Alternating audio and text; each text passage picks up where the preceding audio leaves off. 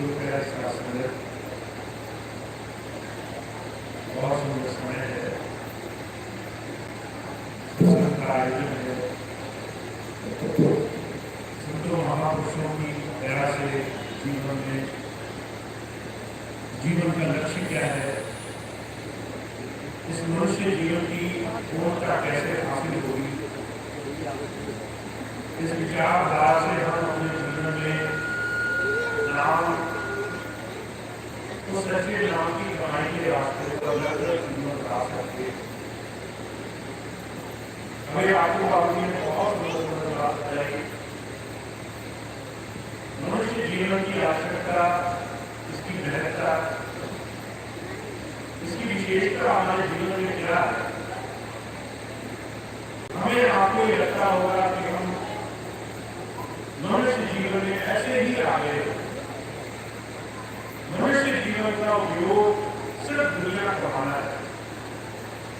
सुबह से लेकर शाम तक दुनिया की जिम्मेदारी, दुनिया की चिंता, छोटे छोटे कामों की परवाह, दूर और भविष्य में जो गुजर गया, जो आने वाला है, इन तमाम चीजों की चिंताओं में हमारा जीवन शायद दुनिया के इन्हीं तमाम बोझों को बनाने के लिए। अब चाहे आप लाख कोशिश करें, चाहे आप ज्ञान ध्यान से कितना ही समझे, पर हमारा जो आचरण है, हमारा जो चरित्र है, वो संसार को भोगने में ही लगा है। मैं हर दिन अनगिनत अपने सत्संगी भाई बहनों को देखता हूँ, तरह तरह की चिंताओं में फंसे हुए। अभी थोड़ी देर पहले बहन मिली, कहते हैं कि बच्चों की शादी हो जाए तो जिम्मेदारी पूरी हो जाए। आप इस फिक्र में है, परेशानी में है, मुझे बोलते हैं कि मेरा काम है कि मैं जोड़ तोड़ लगा करके बच्चों की शादी करवा दूं, और जद्दोजहद में दिन रात वो अपने ऊपर संसार का बोझ लेकर चारों तरफ दौड़ रहे हैं। और सच्चाई ये है, मुझे कहा करते थे, अगर तुम्हें यकीन न हो तो समय आने से पहले कोई काम किसी को बनता नहीं।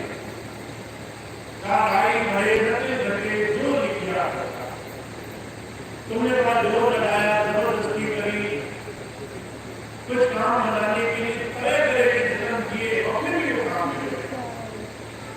और जहां तुमने सब कुछ उसकी मर्जी पर छोड़ दिया, समय उसकी मौत के हिसाब से अपने आप को काम समय समय पर होते।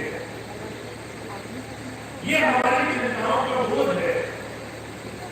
मुझे कहा करते थे, ये तुम्हारा वो स्वभाव है, वो आदत है जिसे तुमने संसार में जाने अनजाने खा लिया। इसमें तुम्हारा कोई दोष नहीं है कि तुम संसार के बोझ में लगे हो। ये वो आदत है जिसे हमने जाने अनजाने बनाया है। इस आदत को उल्टा भी कर सकता है, इस स्वभाव को, इस मनोवृत्ति को उल्टा भी कर सकता है, चिंताओं को चिंतन में भी लगाया जा सकता है। खुद संसार का स्वामी बनने की भावना कि मेरे करने से ही सब होगा, इसको बदलना भी हमारे जीवन में ही संभव है। ये वो रास्ता है जिसे हम हमसे कराना चाहते हैं। हर रोज हमें संसार में, जीवन में, इस मनुष्य जीवन में, इस जीवन को सुधार का रास्ता संतों ने सिर्फ अपनी गृहस्थ को सही तरह से सुधारने के लिए बख्शा है। तुम्हारे जीवन में तुम्हारा आचरण ही तुम्हारा असल स्वरूप है।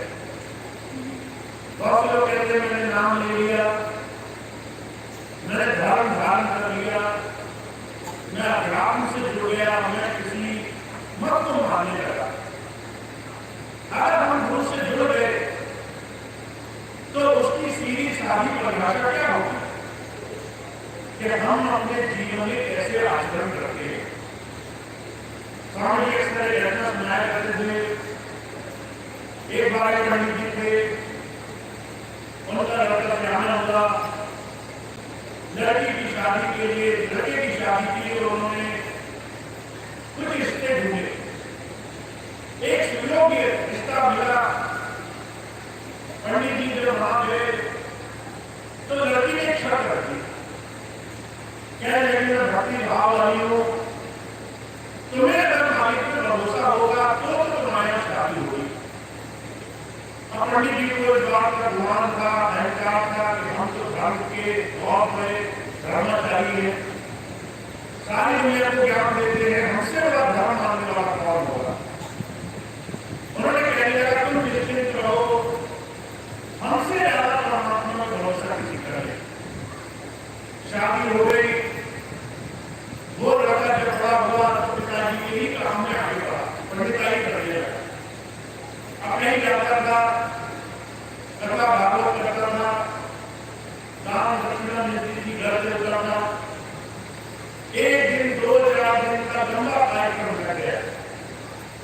लड़का अपनी पत्नी से कहने लगा ऐसा करो 2-3 दिन के लिए कुछ सामान बांध दो, पता नहीं गुजारा हो नहीं हो। ऐसे ही जजमान ने किया नहीं किया, क्या भरोसा। जब ये बात करी तो लड़की जोर जोर से हो गई, कहने लगी मुझे अविश्वासी के घर एक ऐसे